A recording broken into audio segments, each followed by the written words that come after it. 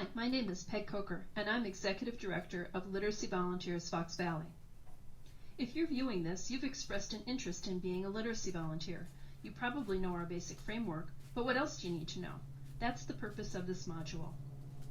In the next 10 minutes or so, you'll get to know how Literacy Volunteers Fox Valley grew to be the program that it is today. I'll introduce some basic terms such as one-to-one, basic reader, and ESL. You'll learn how the local effort fits in with state and national literacy efforts. Finally, I'll tell you a little bit about the tutor training that you're about to take. As you listen, jot down a few things that you didn't know before. I'll ask for volunteers to share one or two of these things at the first session. Also jot down any questions that come to mind. Our program was the brainchild of the president of the Board of Trustees at the St. Charles Public Library. In 1986, he saw some statistics that troubled him. Apparently, there were thousands of people in our area that didn't have high school diplomas. Now, this doesn't mean that everyone who doesn't have a high school diploma is illiterate, but it signaled a possible need. The local community colleges were teaching reading in a classroom format, but no group was teaching one-to-one, a method that was gaining a lot of popularity. In one-to-one learning, a teacher teaches one student at a time. Lessons can be tailored to the needs and the goals of students. Students can learn at their own pace, in a way that suits their learning styles. They can go back and review things they don't understand. If a lesson is missed, they don't fall behind. The teacher and the students simply pick up where they left off. This is important for students who may work one or two jobs, have family responsibilities, and share transportation. One-to-one tutoring also gives students the freedom to ask questions that they would feel shy about bringing up in a classroom full of people.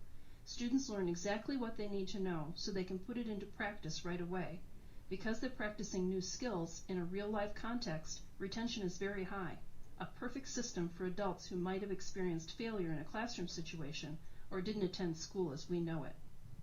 So, in 1986, the library assembled 5 people who agreed to teach reading on a volunteer basis, one-to-one.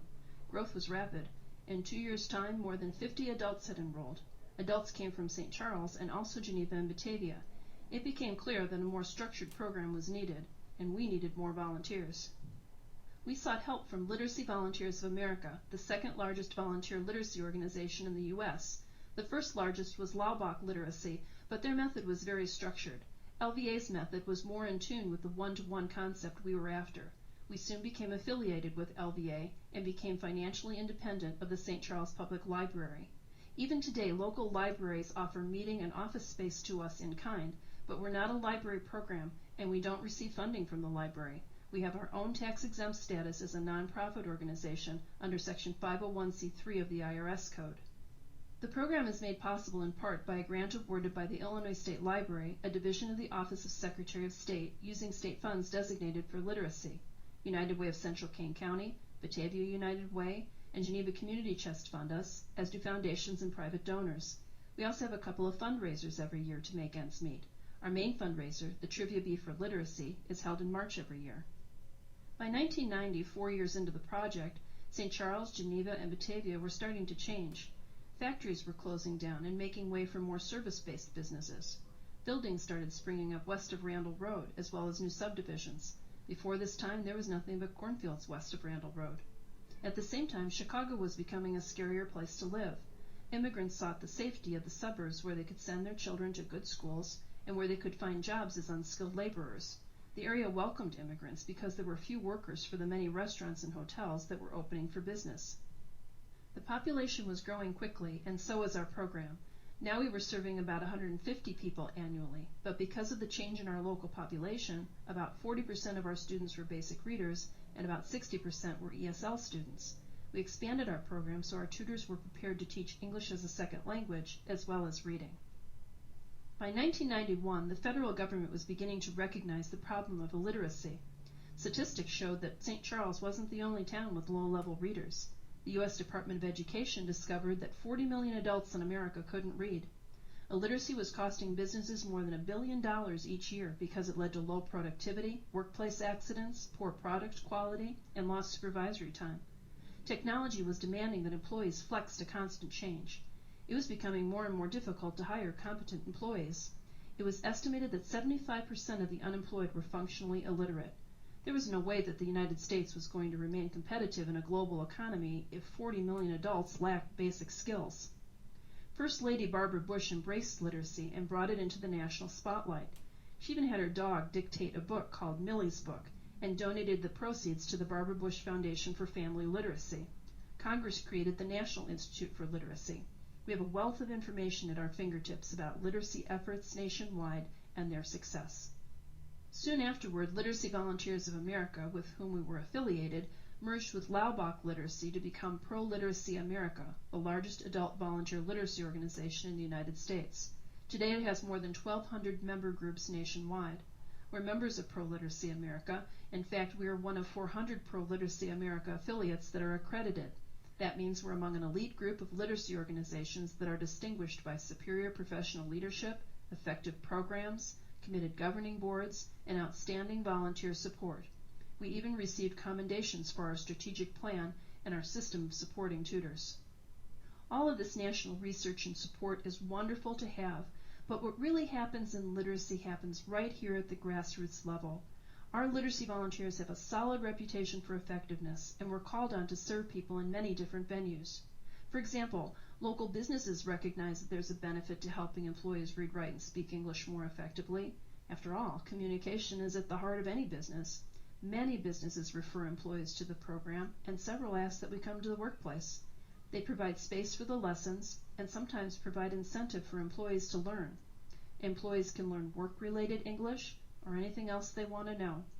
Through their lessons, our tutors help adult students understand what American employers expect of employees, like they have to be at work on time and call in when they're sick. Schools refer parents, realizing that there's a benefit to helping parents read, write, and speak English more effectively. They want parents to help with their children's education, provide for their children's needs, and be part of the school community. At one time, we had an evening program at Richmond School in St. Charles. Teachers worked with children to help them improve their English, while literacy volunteers helped parents speak English and understand school culture. One tutor had the opportunity to explain American foods when a parent expressed concern that her child was eating dog.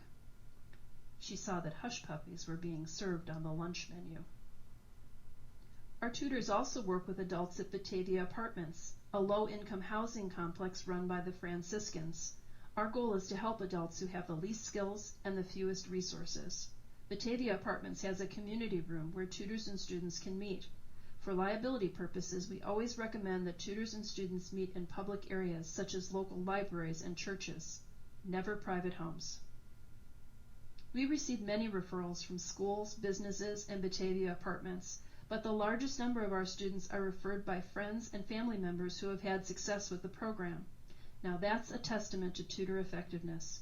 Students find great value in learning English, but also find value in the volunteer, who's not just a teacher, but a friend, a mentor, and a coach that helps them understand what's expected of them as a community member and a citizen. One board member said, they're really more like community ambassadors. In fiscal 2009, we served 283 adult students with almost 5,000 hours of tutoring. With your help, we can help even more people achieve the literacy goals that they need to function more effectively in our community. Now, you may be wondering if you're up to the task of being a volunteer. Don't worry. You don't need a professional teaching background or a second language to be effective. Our students aren't looking for rocket science. They want simple instruction and practical advice. They say the most important quality of a teacher is patience and the ability to listen. Our intensive 4-session tutor training workshop will give you everything you need to know to be successful. In your first session, you'll learn about the adult learner and how teaching adults differs from teaching children. In your second session, you'll find out how we enroll students and about the tools we use to test them. We want to provide you with as much information as we can so you know where to start. In your third session, you'll learn lots of teaching strategies you can use to plan lessons so that your students' goals are met. You'll also learn that there are many resources available to you and that staff is just a phone call or an email away. At your last session, you'll start planning lessons for the student you're assigned. You'll learn more about goal setting and lesson planning. You'll meet seasoned tutors who'll give you tips and techniques that they've found effective. Expect to do about 7 hours of self-study over the 2-week period in addition to your meetings. Some of your homework will be on e-learning modules such as this one. If you prefer not to use our e-learning modules, we can provide you with written alternatives. Some of your homework will require that you explore your local library for resources, and some will simply ask you to consider certain questions. When you complete training, you'll be prepared to make a difference in someone's life. So did you learn anything new?